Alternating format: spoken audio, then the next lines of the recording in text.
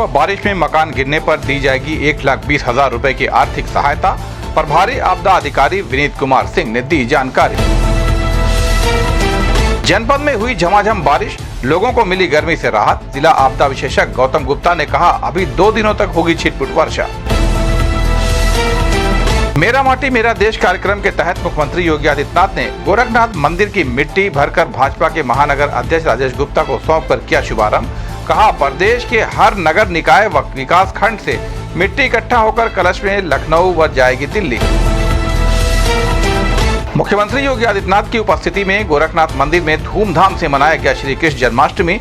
वैदिक मंत्रों के बीच 12 बजे हुआ कान्हा का जन्म। श्री कृष्ण सज्जा में भाग लेने वाले बच्चों को मुख्यमंत्री ने प्रशस्ति पत्र से किया सम्मानित। गोद में लेकर किया प्यार व दुलार।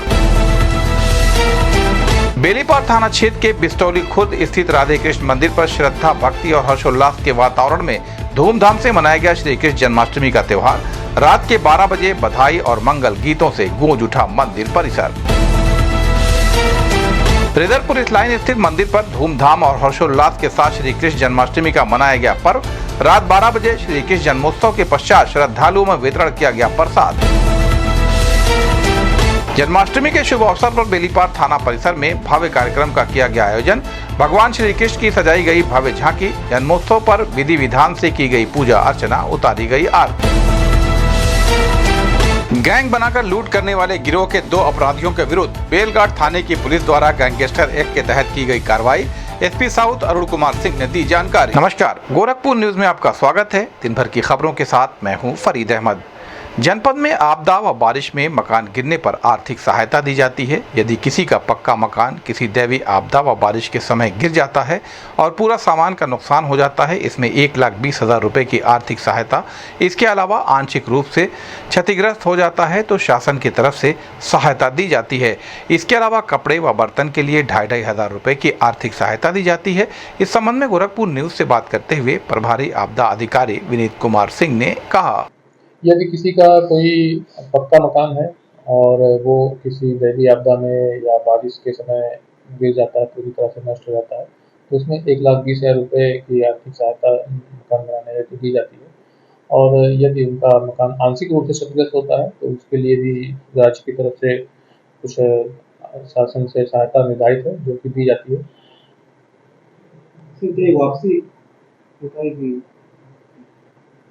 सहायता दी जाती है इसको नहीं, ये आर्थिक सहायता है, इसमें कोई वापसी का प्रोविजन नहीं है। ये उनको इसी उद्देश्य से दिया जाता है कि वो अपने मकान अगर आंशिक क्षतिग्रस्त है तो उसकी मरम्मत करा लें और यदि पूर्णतः क्षतिग्रस्त है तो अपना फिर से मकान बना के रहने योग्य बना सकें। सामानों का भी कुछ मिलता है? हाँ, यदि किसी बाढ़ या किसी अन्य प्राकृतिक आपदा में उनके घरेलू सामान, कपड़े इत्यादि नष्ट होते हैं तो उसके लिए भी शासन द्वारा निर्धारित है 2,500 रुपये उनके कपड़े वगैरह के लिए और 2,500 रुपये घरेलू सामान, बर्तन के लिए निर्धारित है, जो कि यदि कोई इस तरह से नष्ट होता है तो उनको तत्काल कराया जाता है। जनपद में शुक्रवार को झमाझम बारिश हुई, जिसके संबंध में जिला आपदा विशेषज्ञ गौतम गुप्ता ने बताया कि मौसम विभाग के अनुसार जो पूर्वानुमान प्राप्त हुआ है वो जनपद के आसपास सहजनवा, बांसगांव, कैंपियरगंज में बारिश का अनुमान प्राप्त हुआ है। इसके अलावा हल्की बारिश शहर क्षेत्र में दर्शाया गया है, इसलिए अभी 2 दिन तक जनपद में हल्की बारिश होगी। इस संबंध में गोरखपुर न्यूज से बात करते हुए जिला आपदा विशेषज्ञ गौतम गुप्ता ने कहा, इस समय जो इंडियन मेट्रोलॉजिकल डिपार्टमेंट से जो पूर्वानुमान प्राप्त है वो जनपद के आसपास के क्षेत्रों में, विशेषकर जो हमारा सहजनवा और इधर अपर जो लेवल का जो एरिया है, इसमें जो कैंपियरगंज, बांसगांव, इस तरफ का जो पूरा बेल्ट है, ये एक तरीके से जो हमारा आउटर गोरखपुर का जो पार्ट है, इसमें बाढ़ की मतलब ये वर्षा की स्थिति का उन्होंने पूर्वानुमान जारी किया है। लेकिन उसका एक चूँकि नेबरिंग एरियाज़ में भी ये पूरा क्षेत्र आ रहा है, इसलिए हल्की फुल्की बारिश इस क्षेत्र में दर्शाई गई है। अगर अभी करंट की बात की जाए, इस समय दोपहर के 12:20 हो रहा है, लेकिन बांसगांव में बहुत तेज़ बारिश हो रही है इस समय। तो इस तरीके से जो है ये मौसम का जो अनप्रेडिक्टेबल मौसम बना हुआ है, इससे ये बारिश हल्की फुल्की और तेज होना ये स्वाभाविक है और ये इसी तरह का पूर्वानुमान अभी IMD द्वारा प्राप्त है। आगे भी जो दिनों में वर्षा की आकलन दिए गए हैं, अगले 2 दिनों का है, आज और कल का जो पूर्वानुमान है उसके अनुसार मौसम इसी प्रकार बना रहेगा। लेकिन ये हो सकता है कि आने वाले दिनों में और बारिश अभी हम लोगों को फेस करने को मिले। मुख्यमंत्री योगी आदित्यनाथ ने गोरखनाथ मंदिर से मेरा माटी मेरा देश कार्यक्रम के तहत अमृत कलश में मिट्टी भरकर महानगर अध्यक्ष राजेश गुप्ता को सौंपकर शुभारंभ किया। प्रधानमंत्री मोदी के यशस्वी नेतृत्व में भारत की आज़ादी का अमृत महोत्सव पूरी भव्यता व दिव्यता के साथ मना रहा है। ये हम सबका सौभाग्य है कि आज़ादी के अमृत काल के प्रथम वर्ष में हम सबको नए भारत का दर्शन हो रहा है और नए भारत की 140 करोड़ की आबादी को 25 वर्ष की कार्य योजना के साथ आगे बढ़ने का अवसर मोदी ने सबको दिया है। यह देश जब अपने आज़ादी का शताब्दी महोत्सव मना रहा होगा, 2047 में कैसा भारत होगा। हर भारतीय की इच्छा होगी एक सशक्त भारत व समृद्ध भारत हो और दुनिया का एक महाशक्ति के रूप में एक नए भारत का दर्शन भारत तो हो जो दुनिया को नेतृत्व करता हुआ दिखाई दे रहा हो। इस भारत के लिए, ऐसे शक्तिशाली भारत के लिए जो कार्यक्रम दिए गए हैं, उस कार्यक्रम की श्रृंखला में माटी को नमन व वीरों को वंदन विरासत के इस सम्मान के कार्यक्रम को आगे बढ़ाने के लिए इस कार्यक्रम का शुभारंभ हुआ है। मेरा सौभाग्य है कि गोरखपुर महानगर की टीम के द्वारा इस कार्यक्रम को आगे बढ़ाया जा रहा है। मुझे गोरखपुर की माटी को अमृत कलश के साथ जोड़ने का अवसर प्राप्त हो रहा है। प्रदेश भर के हर नगर निकाय व हर विकास खंड से यह कलश एकत्र होकर के लखनऊ व दिल्ली के लिए जाएंगे। लखनऊ में आज़ादी के अमृत कलश की स्थापना हुई है, उस अमृत कलश के स्थान पर ही लखनऊ में प्रदेश कलश स्थापित होगा। वहां पर एक वाटिका स्थापित हो रही है जो कि प्रदेश भर से इकट्ठा होगा, जिसमें 825 विकास खंड हैं और 762 नगर निकायों से भी वहां कलश एकत्र होंगे, जो कि 75 शोभा यात्रा के माध्यम से लखनऊ पहुंचेंगे। फिर लखनऊ से एक स्पेशल ट्रेन से हर जिले से एक कलश दिल्ली जाएगा और वहां कर्तव्य पथ पर आज़ादी के अमृतकाल के नए संकल्प के साथ आगे बढ़ते हुए माटी को नमन व वीरों को वंदन के साथ आगे बढ़ेगा, जिसका शुभारंभ हुआ है। प्रदेश के इस कार्यक्रम का शुभारंभ हुआ है, इसके लिए गोरखपुर की टीम को बधाई देता हूं और विश्वास व्यक्त करता हूं कि पीएम मोदी के विजन को साकार करने जा रहे हैं। यह कार्यक्रम नई ऊंचाइयों को प्राप्त करेगा। इस संबंध में गोरखपुर न्यूज़ से बात करते हुए मुख्यमंत्री योगी आदित्यनाथ ने कहा, प्रधानमंत्री मोदी जी के यशस्वी नेतृत्व में भारत ने अपनी आज़ादी का अमृत महोत्सव पूरी भव्यता और दिव्यता के साथ आयोजित किया। ये हम सब का सौभाग्य है कि आज़ादी के अमृत काल के प्रथम वर्ष में हम सबको नए भारत का दर्शन हो रहा है और नए भारत की 140 करोड़ की आबादी को आगामी 25 वर्ष की एक विस्तृत कार्य योजना के साथ आगे बढ़ने का एक अवसर प्रधानमंत्री मोदी जी ने उन सबको दिया है। यह देश जब अपनी आज़ादी का शताब्दी महोत्सव मना रहा होगा 2047 में, उस समय कैसा भारत हो। स्वाभाविक रूप से हर राष्ट्रभक्त भारतीय के मन में एक इच्छा होगी कि उस समय एक सशक्त भारत, एक समर्थ भारत और दुनिया का एक सबसे बड़ी महाशक्ति के रूप में एक नए भारत का दर्शन भारत को हो, जो दुनिया को नेतृत्व करता हुआ दिखाई दे रहा हो। उस भारत के लिए, ऐसे समर्थ और सशक्त भारत के लिए, एक शक्तिशाली भारत के लिए जो कार्यक्रम दिए गए हैं, उस कार्यक्रम की श्रृंखला में माटी को नमन, वीरों को वंदन, विरासत के सम्मान के इस कार्यक्रम को आगे बढ़ाने के कार्यक्रम का शुभारंभ आज मेरा सौभाग्य है। गोरखपुर महानगर की टीम के द्वारा इस कार्यक्रम को आगे बढ़ाया जा रहा है। आज यहाँ पर गोरखपुर की माटी को इस अमृत कलश के साथ जोड़ने का अवसर प्राप्त हो रहा है। प्रदेश भर के हर नगर निकाय से, हर विकास खंड से ये कलश एकत्र होकर के लखनऊ और फिर दिल्ली के लिए जाएंगे। लखनऊ में आज़ादी का अमृत कलश की स्थापना हुई है, उस पवित्र कलश के स्थल पर ही प्रदेश का कलश स्थापित होगा। एक वाटिका इसकी वहाँ पे स्थापित हो रही है जो प्रदेश भर से कलेक्ट होगा, जिसमें लगभग 1500 स्थलों पर, जिसमें 825 विकास खंड हैं और 762 नगर निकायों से भी एक कलश वहाँ एकत्र होंगे, जो 75 शोभा यात्रा के माध्यम से लखनऊ पहुँचेंगे।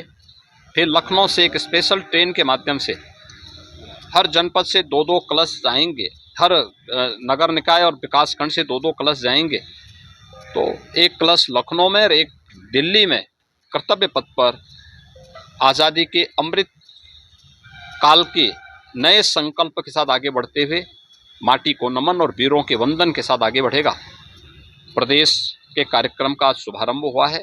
मैं इसके लिए गोरखपुर की पूरी टीम को हृदय से बधाई देता हूं और विश्वास व्यक्त करता हूं कि प्रधानमंत्री मोदी जी के विजन के अनुरूप हम सफलतापूर्वक माता भूमि पुत्रोहम पृथिव्या के इस भाव को आगे बढ़ाने में सफल होंगे और ये कार्यक्रम सफलता की नई ऊंचाइयों को प्राप्त। गोरखनाथ मंदिर में श्री कृष्ण जन्माष्टमी धूमधाम से मनाया गया। वहीं मुख्यमंत्री योगी आदित्यनाथ देर रात गोरखनाथ मंदिर पहुंचे।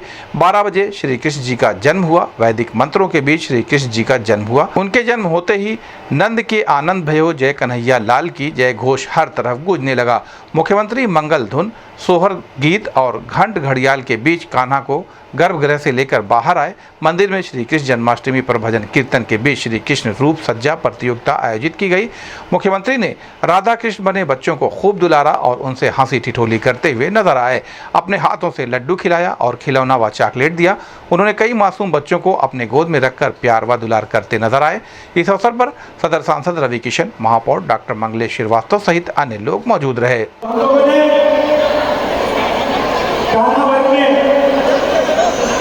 जिनको हम लोग बुला रहे हो कृपया आ जाए। गाना वर्ग में अयांश तृतीय स्थान पाए हैं।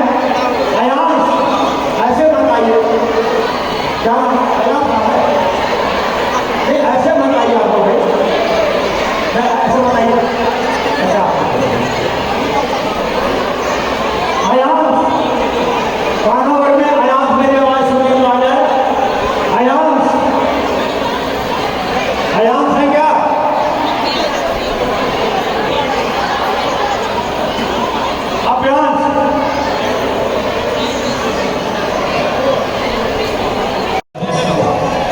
देखिए इसको प्रथम पुरस्कार दिया गया है।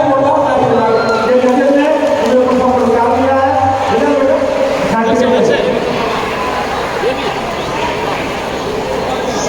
जोरदार ताली बजनी चाहिए आप सबके इन बच्चों के लिए, इन्होंने मुझे बच्चे। और अब गोपाल वर्ग में तृतीय पुरस्कार डाला है आयान साहनी। आयान साहनी, आयान साहनी है क्या? आयान साहनी, आयान साहनी है क्या? पल्लवी का, पल्लवी तैयार है। उसके बाद आयान साहनी जल्दी लेकर आइए, जल्दी ले आइए। बोले वृंदावन बिहारी लाल की, बोले कन्हैया लाल की। आप बोलिए हाथी घोड़ा लाल की, फिर होगा जय कन्हैया लाल की। तो जय कन्हैया लाल की, जय कन्हैया लाल की। तो देखिए ये पल्लवी, ये द्वितीय पुरस्कार को मिला है पल्लवी को।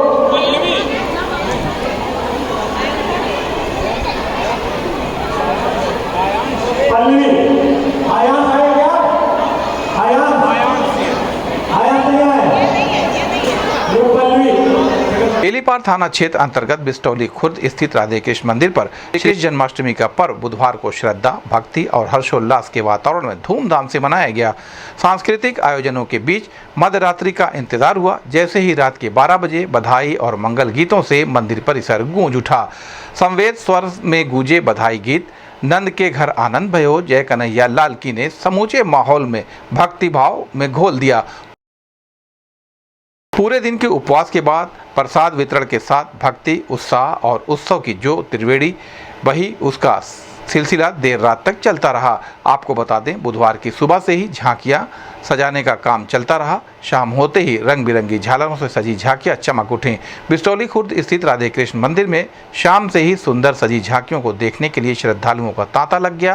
श्रद्धालुओं के लिए बैरिकेडिंग की गई थी। खोराबार ब्लॉक प्रमुख शिव प्रसाद जायसवाल और बिस्तौली खुर्द ग्राम प्रधान राम प्रसाद यादव की मौजूदगी में रात 12 बजे भगवान कृष्ण के जन्मोत्सव धूमधाम से मनाया गया। इस अवसर पर लालजी यादव, दीनानाथ यादव, छोटू, नीरज, राजू यादव व गंगा यादव सहित सैकड़ों श्रद्धालु मौजूद रहे। कि हम जहाँ जाली कन्हैया बने करती थी, लाइन लग जाए।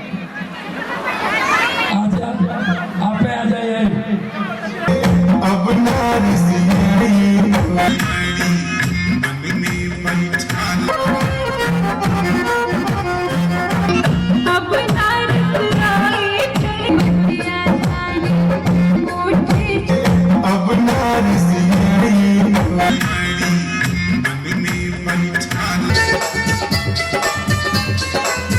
बड़ी है और उसके बाद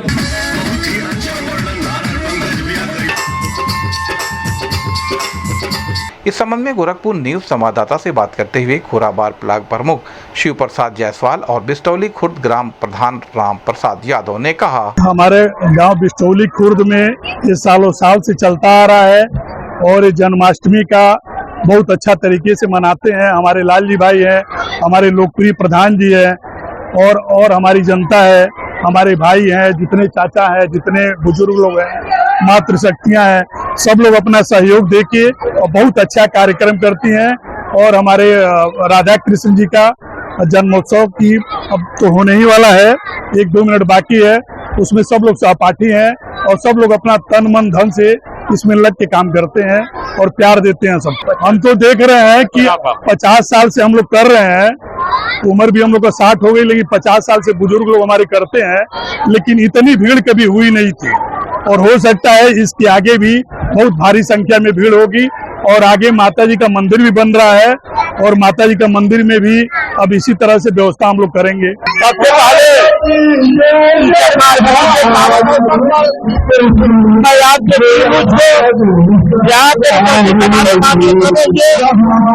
हमारे प्रतिष्ठित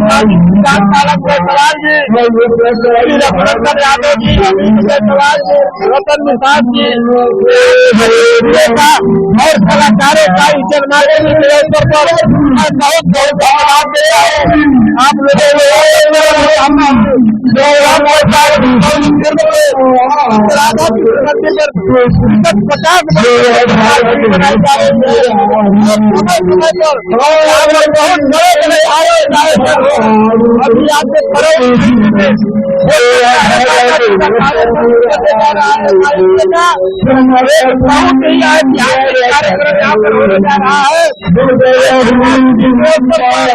भगवान कन्हैया जी का जन्म हो चुका है। इस अवसर पर आपको पूरे क्षेत्रवासियों को और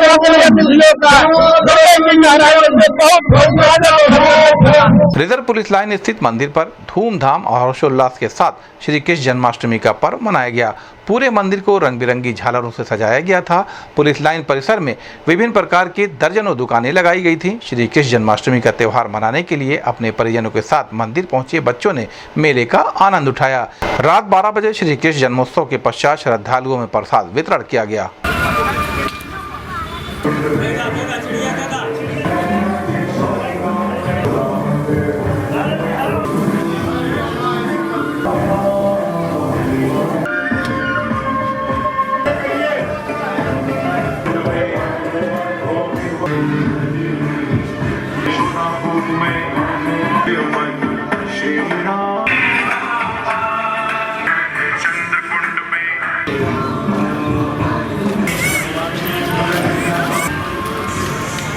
जन्माष्टमी के शुभ अवसर पर बेलीपार थाना परिसर में भव्य कार्यक्रम का आयोजन सकुशल संपन्न हुआ।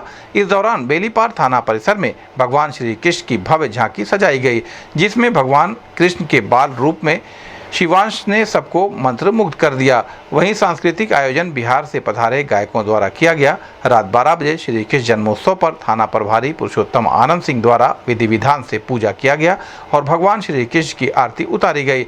इस दौरान बेलीपार थाना अध्यक्ष पुरुषोत्तम आनंद कुमार सिंह ने क्षेत्र के समस्त संभ्रांत नागरिकों का अपने सहयोगियों के साथ स्वागत अभिनंदन करते हुए प्रसाद ग्रहण कराया, जिसमें ग्रामीण विधायक विपिन सिंह, सीओ बासगांव प्रशाली गंगवार व क्षेत्र के सभी सम्मानित ग्राम प्रधान के साथ एसएसआई सतपाल सिंह, उप निरीक्षक सुरेंद्र कुमार यादव व विशाल राय के साथ सभी पुलिसकर्मी मौजूद रहे।